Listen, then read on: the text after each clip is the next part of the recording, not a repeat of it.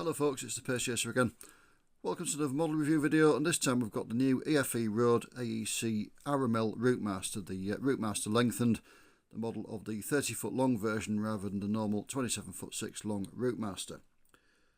This is the third iteration of this casting. The original one was introduced by EFE in the 1990s.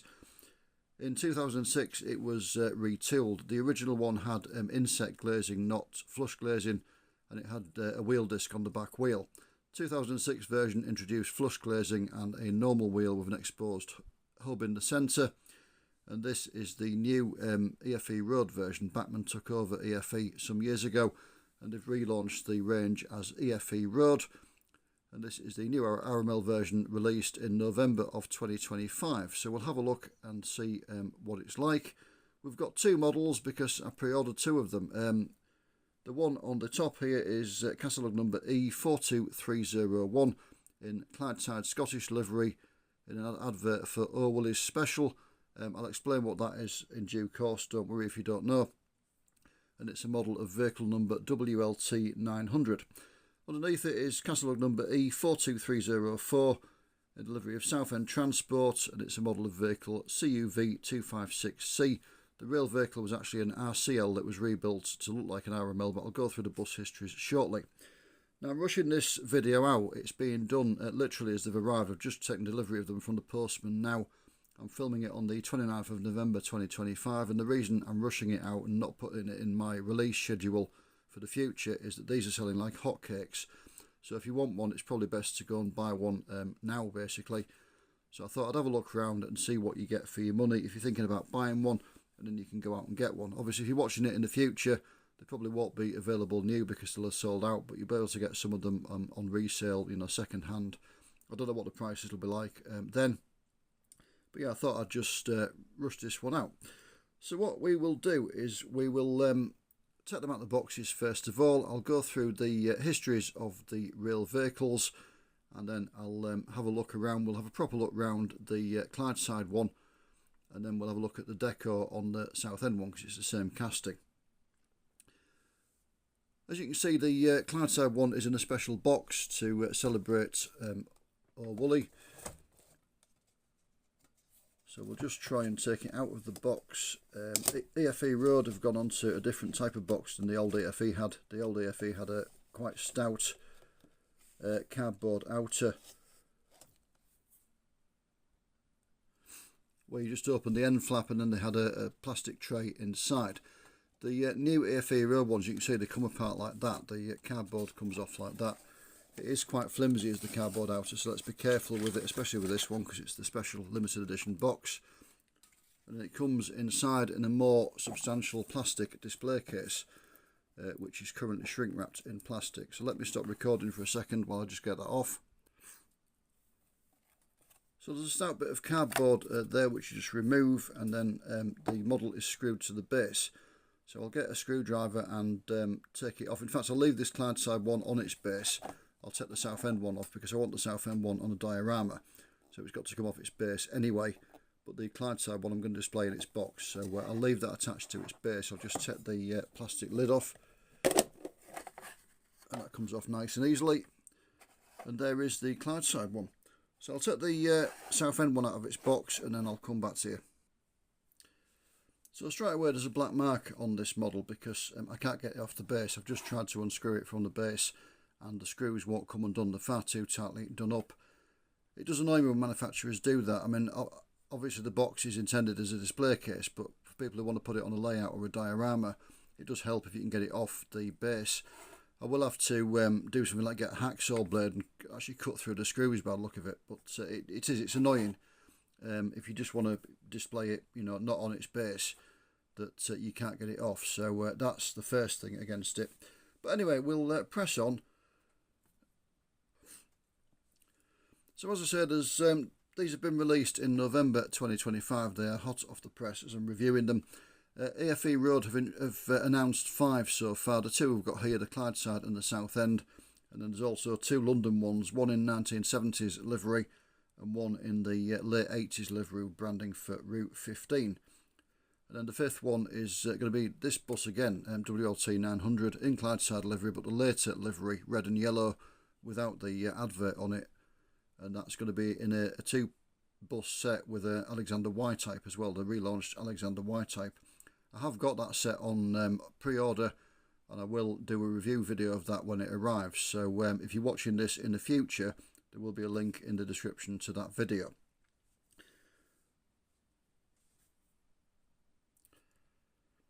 So let's do the history of the rail buses, and we'll start with WLT 900. So WLT 900 was delivered to London Transport as RML 900. It was new in December of 1961, but it was put straight into storage on delivery.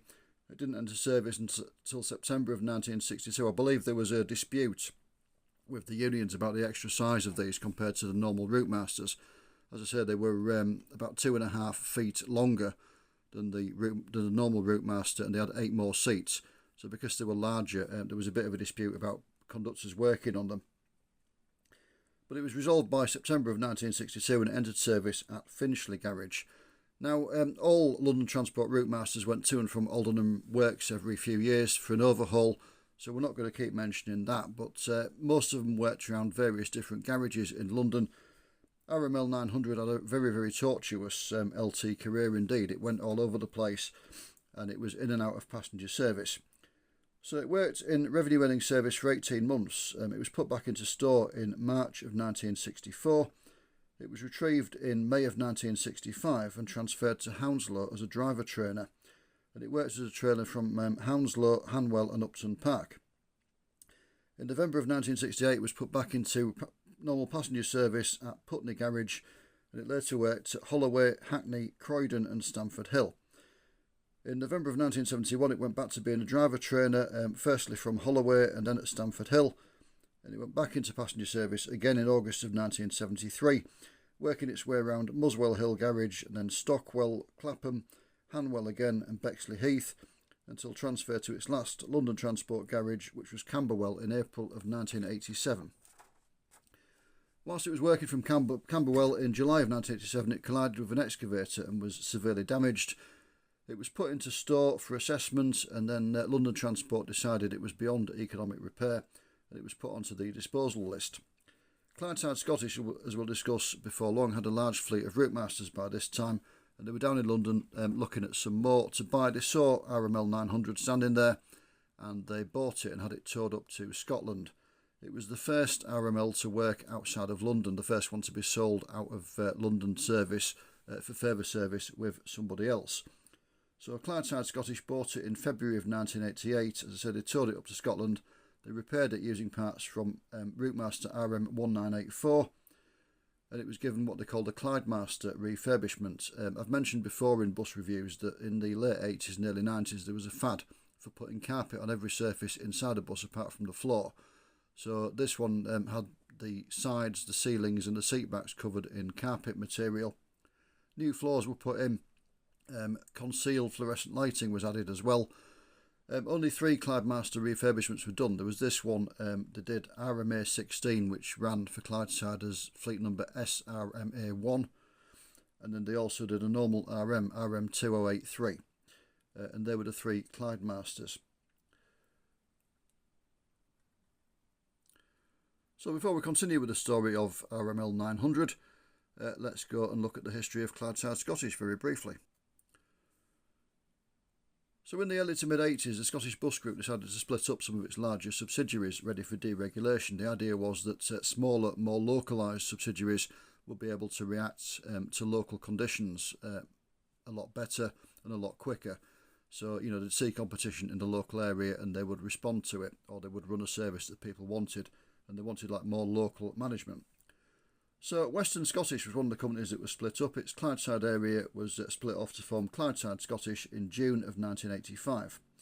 One of the first things that Clydeside did was begin operating Routemasters. That started in August 1985, and by November of 1988 they had no fewer than 78 in the fleet, 74 Routemasters RMs, 3 RMAs and 1 RML, the one we're looking at, RML 900. The 3 RMAs, 2 of them were driver trainers, the other one was in passenger service, and as I said, it had a Clydemaster refurbishment. They worked on 9 all-day routes, although in common with a lot of Routemaster users, they all went back to garage by 2000 hours, and one person-operated vehicles took the routes over after that. And they also had peak hour or part-day workings on 11 more services. They worked out of garages in Chinnen, Johnston, Thornleybank and Paisley. Clydeside were a little bit too go-ahead for the rather staid Scottish Bus Group management, and they were a bit like the boisterous child who gets put on the naughty step.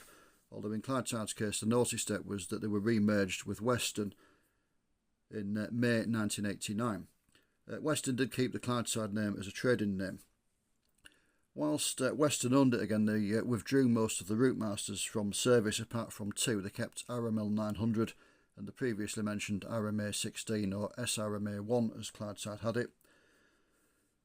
Western Scottish was privatised in October 1991, and at exactly the same time the former Clydeside area was sold to its local management and put back as a separate company, and it became Clydeside 2000.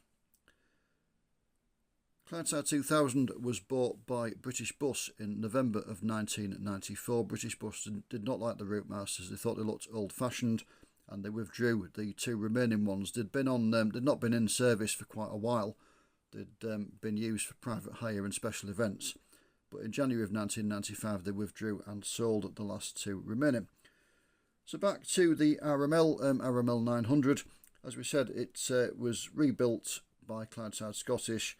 It was the first one to be used for further service outside London, and it re-entered service in Clydeside ownership on the 18th of June 1988, not in Clydeside but in London. It had been sent to attend a North Wheel bus rally on Sunday the 19th of June 1988, and on the day before the Saturday it was used in service on routes 13 and 26 in London. On the Sunday it attended the North Wheel bus rally, and then it went back up to Clydeside. It had a regular Monday to Friday duty on routes 38 and 39 between Speyston and Glasgow, and it sometimes saw use on a Saturday as well. We didn't have a regular Saturday duty.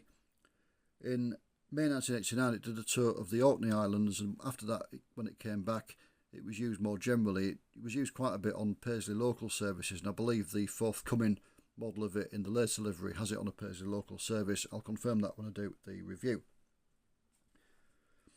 Initially Clydeside kept the London numbers, so it was RML 900 with Clydeside, but it was later renumbered C10 by Western in May 1989, and that is as it's modelled here. It does carry the C10 identity in this EFE Road model.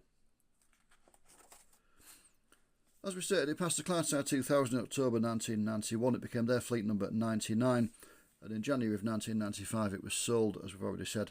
It went to Blue Triangle of Rainham, owned by Roger Wright. It was in their sort of heritage fleet.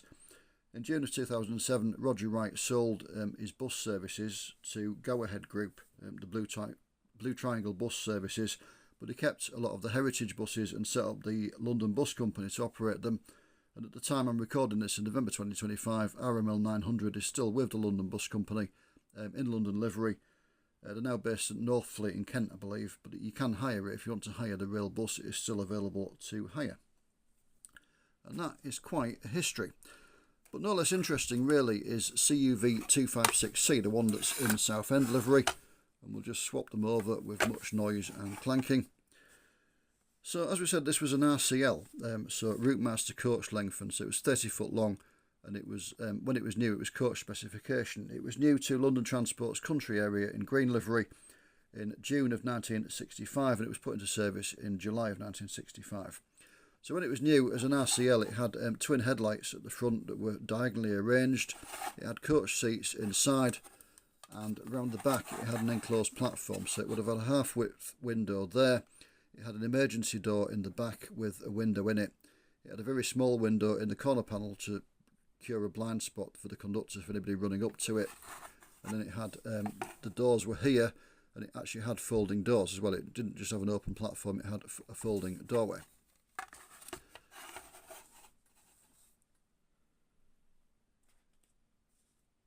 When it was new, it worked from Gray's garage. It was transferred to Windsor in December of 1967. The country area of London Transport was split off and passed to the National Bus Company on the 1st of January 1970. And it became London Country, so the bus worked for London Country. It was officially downgraded to bus status in 1972, but it retained its coach seats to its normal specification. They just used it on bus services rather than the Green Line expresses that it had been doing up to that point. In 1974 it was painted into the National Bus Company leaf green colour, which frankly didn't suit the Routemasters, and even worse, it found itself transferred to Crawley.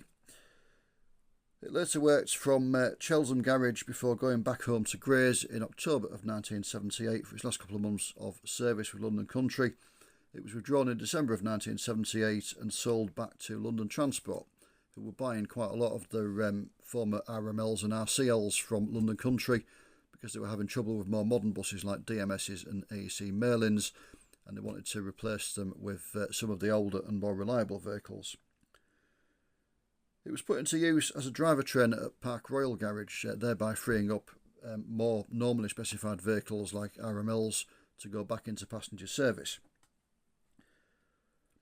In 1980 it was converted properly into a bus, so it had an RML style lower front panel put on with the single headlights as modelled here. It had bus seats fitted and grab rails inside stanchions. I think previously on the coach seats the grab rails had been actually on the seat rather than the floor to ceiling kind of things. It retained its rear platform layout, but the doors were removed, so it just had an open platform, albeit in a more constricted form. And it was put into service on Route 149 from Edmonton to Victoria. It worked from both Stamford Hill and Edmonton garages. Whilst it was at Edmonton, it suffered a rear end accident. Somebody ran into the back of it and smashed all the platform in, and it was rebuilt using standard Routemaster or RML parts. So it got the large single piece back window and the open rear platform, so making it almost like an RML, although at that point it did retain its RCL blind, which it had the ultimate blind like this, but the number and the intermediate bit were on one rather than being in two separate bits. It was withdrawn in September of 1984 and sold to Brakel Omnibus Company of Cheam in May 1985 after a period of storage. Whilst with Brakel it was fitted with the standard Routemaster or RML style blind, the separate number and intermediate blinds, and so it became almost an RML in appearance. The only difference was it didn't have the emergency window. RMLs had an emergency window on the offside there, the second window on the lower deck, and this RCL didn't, so that was the only difference after that date. Brakel sold it in August of 1990 to Southend Transport, who made it fleet number 121. We'll go into Southend Transport's experience with the Routemaster, well now basically, another diversion. So Southend Transport were the former municipal operation who were set up as an arm's length company for deregulation in 1986, as was required of all municipal operations and PTEs, so it was run like a normal company, but the council still owned all of the shares. Not long after deregulation, they replaced their rather old-fashioned blue and cream livery with this rather lovely blue and white with red bands, which looked really, really nice, as you can see. In August 1988, they added 12 Routemasters to the fleet to counter competition from taxi buses that were running around the town, and they added some more over the next few years. They finished up running 23 Routemasters, of which 22 were normal length RM and this one RML, again the only RML in the fleet. Southend were sold to British Bus in June 1993, and as I've already said, British Bus didn't like Routemasters, so they withdrew them. The last day of operation was the 31st of December 1993, New Year's Eve, but they kept two of them. They kept one of the normal RMs and they kept this one, CUV 256C, again for private hire or special events. The bus was finally sold from Southend in 1996. It went back to Brakel Omnibus, this time as a dealer, in a dealer capacity. And then the trail runs cold. It was sold in 1998 to an unknown owner, and there's been no photos or records of it since. I should mention that I'm indebted as always to the excellent Ian's Bus Stock website for the bus histories for these two. So we'll have a look around in a minute. First of all, I better explain to anybody who's not familiar what Oor Wullie is. Basically, it means to anybody who's not used to the Scottish accent, our Willie, or if you're a bit posher, our son William. It's a comic strip published in the DC Thompson newspaper, The Sunday Post, which is circulated throughout Scotland and Northern Ireland, and apparently as well parts of Northern England. This is according to Wikipedia. It was first published in 1937, the comic strip that is, not the newspaper. The comic strip first appeared in 1937. It was created by R.D. Lowe and first drawn by Dudley D. Watkins, but the character's been drawn and the stories written by various people over the years. Wullie is a Scottish schoolboy who lives in a town that wasn't named for many years. In the 90s it became named Achenshugle, based on Glasgow suburb of a similar name, but the Glasgow one is spelled, the Shugle bit is spelled S-H-U-G-G-L-E, whereas the one in the comic strip is spelled S-H-O-O-G-L-E. And the comic strip follows the adventures of Wullie and his gang of friends and his long-suffering ma and pa. As well as appearing in the Sunday Post newspaper, various annuals have been published over the years. I'm sure you can pick them up from bookshops in Scotland, and you can also get them on the internet as well if you have a look on various internet sellers. If you're in England and you want to see the comic strip, then you can buy the annuals. So, enough of the preamble and the history. Let's have a look around the model as best we can. Obviously, we're not going to see the underside of it because we can't get them off the base. So we start as always with the front end.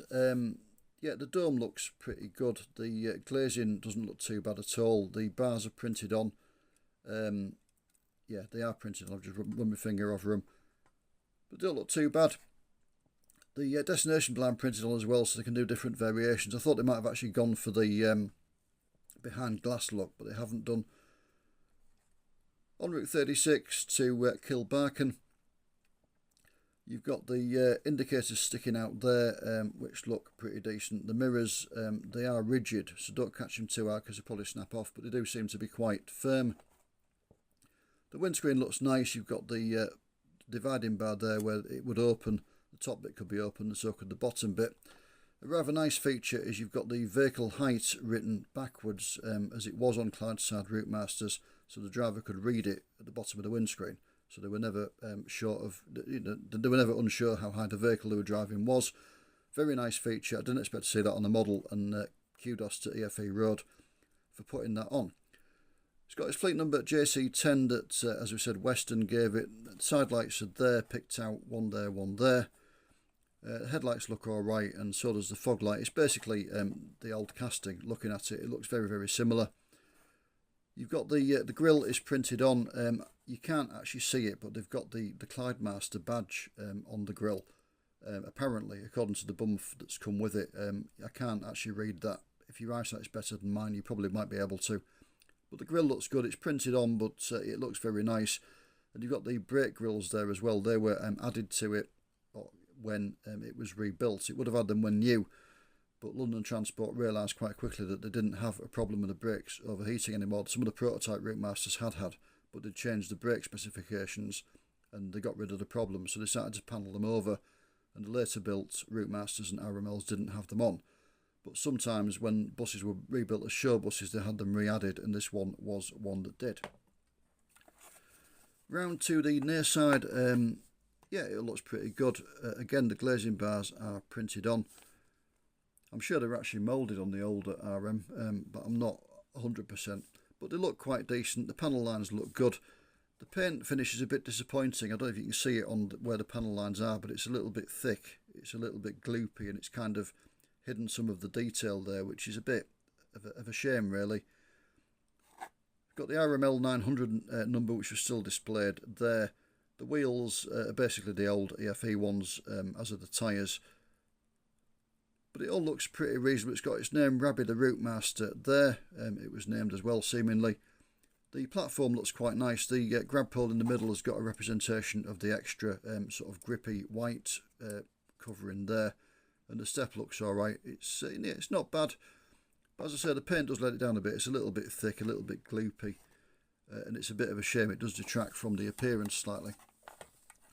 Round to the back, again, it's pretty much the old EFE RM, just the same. Rear dome looks good. Again, the sort of bit there is printed onto the window. Blind printed on. Fleet number on the middle band there. You've got the back window looking alright. Advert there, the gang's all here. Indicators and the 3 backlights there, and the registration plate in on a bit of a raised thing in the casting. It should be slightly recessed, but it kind of isn't, but it still looks pretty much right, so it's not a problem.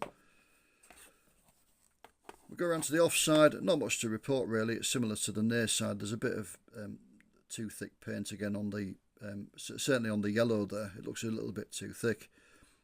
You've got the emergency exit model there. You can see the lettering on the window and a little painted on representation of the handle. And it all looks reasonable. The driver's step appears to be full of paint on both sides. Well, the driver's step on that side and the step that was on the near side appear to be full of paint. But yeah, it doesn't look too bad. And again, you've got the Routemaster RML 900 letter in there. This model was first announced in summer of 2023. I pre-ordered this one on the 23rd of July 2023, and it's taken 2 years and 4 months to come. One of the delays was this. They didn't realise originally that it had the advert on the roof as well. And it just came to light when I think they did a trial sample and somebody said, well, it should have lettering on the roof. So they went back and got some photos of it and did another one. That's why it was delayed. But yeah, it's got it there. Oor Wullie's special. Picture of him there sitting on his upturned bucket, which apparently is his trademark, and then meet me every week in the Sunday Post. Quite a good idea. A lot of people in the west of Scotland live in flats, be the old tenement blocks that you find in Glasgow and Paisley, or more modern flats, both low-rise and high-rise. So a lot of people will be able to look out the windows and see the top of passing buses. So a really good idea to put the advert on there. From what I can see of the underside of it, it's pretty much similar to the old EFE RM. In fact, it's the same, just basic detail. If I ever get one off its base, I might be able to show you it a bit better. But yeah, it's not looking promising at the moment. And the interior, it's not too bad. I mean, it's a normal EFE interior, really. It's got a good level of detailing, but it's all done in one colour. It's a bit of a shame that they've gone back to that. The old EFE had started to pick out the seat back grab rails in silver and things like that, just to make it a bit of contrast. But it seems to have gone back to the one colour interior, which is brown. I don't think even the Clydemasters were brown. I think the carpet they put on was grey, if I remember rightly. And I don't know if the seats weren't still in the original red maquette. All in all, it's all right. I'm a little bit disappointed with it. I kind of expected a bit more from the relaunch, but it is really the old EFE RML, just redone again. And some of the paint finish, as I say, is a little bit too thick, and it doesn't look quite as it should do. But it's not bad overall, and it's very nice that they've done this one. I'm sure a lot of people wanted this one produced. So we'll have a look at the decor of the Southend one. Obviously, it's the same casting, so no point looking around the casting. Again, modelled there on Southend Local Route 1.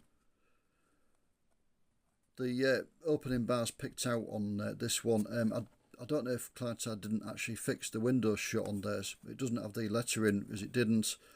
Southend Fleet number 121. And then they carried the old London number on the bonnet side, as you can see, RCL 2256. All in all, deco is quite good. There is a bit of a mark on the side there. Oh, it's just rubbed off, sorry. Probably something I've done to it. The adverts look good. There's a little flap there, opening flap that's printed on, that's not on the other one. I'm guessing that's probably something that Southend added. A nice feature is it's got the sort of high visibility yellow handrails on this that Southend would have fitted at some point. Go around to the back. Again, the finishing's good. The advert there is nicely printed. I'm sure you can read it. If you if I have my other glasses on, I probably will be able to. But yeah, it all looks quite legible there. And yeah, the standard finish is pretty good around there, it has to be said. Offside as well, going to get Routemaster RCL 2256 there. The emergency exit window is not marked on there, so that's correct, because it just, as we said, it had a normal window, did this one. The paint again is a little bit thick on the between decks panels. It's not as bad as on that one, but it's a little bit thick in places. Got no smoking signs in the windows, which is a nice thing as well. Not at the rear of the upper deck, because you could presumably still smoke at the rear of the upper deck when this one, in the period this one is modelled. But yeah, it all looks pretty decent, it has to be said. And the roof there, looking alright. It's not as glossy as the rest of it. I don't know quite what's happened to the roof. And obviously it's brand new, it's just come out of the it's shrink wrapping. But yeah, it looks okay. Lettering on there, Southend Transport as well. And again, if we could probably see the underside, there'd be some nice detail. And yeah, the interior again done in brown.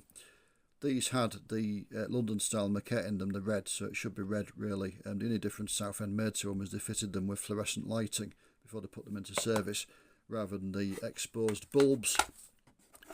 Some of the operators in the west of Scotland had problems with the bulbs. You could just unscrew them, and some of the little darlings that travelled on the buses found they could just unscrew them and throw them out of the window. So a lot of buses in Scotland, the RMs that ran in Scotland, had various mesh things attached over the bulbs to stop people from taking them off. But Southend headed it off at the pass by just putting fluorescent lighting in. So that is the look around. As I say, I'm a little bit disappointed. It is just a rehash of the old EFE RML, basically. The finishing's not bad on them, but, you know, it's not anything special. I mean, the price has gone up quite a lot as the price of them all has. Labour costs have gone up, transport costs have gone up. So they are significantly more expensive, as I will discuss very, very shortly, than the older ones. But, you know, is it worth the price differential? If I'm being honest, not really. So that does bring us on to price. So the Southend one, this one I pre-ordered, as I said, from TTC Diecast. It was £39.90 on pre-order. They both came together, so the postage was about a £5 on them, and they both came in the same box. I've had a look on eBay for the purposes of the video. Again, I'm doing this at the end of November, 29th of November 2025. Cheapest one I could find was £42.30, including postage and packing. And the most expensive was £47.88. That was £43.89 for the bus and £3.99 postage and packing. TTC have got a bit of a sale on at the moment, so they're selling them for £39.90 as I'm doing this. Normally £46.95, but the price is reduced. It was Black Friday yesterday, so a lot of people are doing a sale. I've had a look at the model centre at TMC. They're selling them at £39.94. Postage will be on top of that again. Rails of Sheffield are out of stock of the Southend one, and Ellis Keith, the shop in Eastbourne, £42 again. Postage would be on top for that one. The Clydeside one, because it's a special edition, I mean it's a standard release, but it's got more work on it with the advert, so they do retail for a higher price. The recommended retail price of these is higher than the normal releases. So this one was £46.70 on pre-order from TTC Diecast. eBay, cheapest one was £54.95. In fact, there were three available. They're all £54.95. One of them had free postage and packing. One of them was £3.99 postage, and the other was £4.99 postage. So you could either buy it for £54.95, £58.94, or £59.94. TTC Diecast have sold out of them already. They've run out of stock. They've been that popular. The Model Centre TMC, £46.70, again postage on top. Rails of Sheffield, £46.70, again postage on top. And Ellis Keith had run out of stock. They've already sold out. And this is why I'm rushing this video out, because they are pretty popular and they're selling really fast. I'm sure the two London ones, when they come out, will sell equally as fast, if not faster. And it may be worth, if you're watching this video just as it's released, banging in a cheeky pre-order with one of the model dealers. You'll get a bit of a discount normally on the actual retail price, and you're guaranteed that you get one. I don't know how well the twin pack of buses will sell. I've got one on pre-order, as I say. So it's got this one in its later red and yellow livery, and it's got a Y type. So I've got that, and as I say, I will review it in due course. I mean, it'll probably be very popular. Scottish models tend to be, because there's not so many of them, basically. So when one is produced, it does tend to sell rather well. Is it worth getting? I mean, to be honest, I'd be tempted to buy an old second-hand RML for about a tenner and just paint it up myself. But yeah, I mean, the nice models, don't get me wrong, they are nice, but it is basically, as I say, the old EFE model just repainted. And yeah, it's nothing particularly special. If you've got the enthusiasm for doing Code 3 repaints and things, it's probably a lot more cost effective to buy an old model cheaply and just paint it up yourself. But there you go, you can see what you get for your money. Hopefully I've shown you what you can get. And if you want to get one, as I say, go out and buy them quickly before they sell out, because you can guarantee that once the dealers have sold out of them, people will be putting them on eBay for stupid money at resale prices, because people tend to bump the prices up.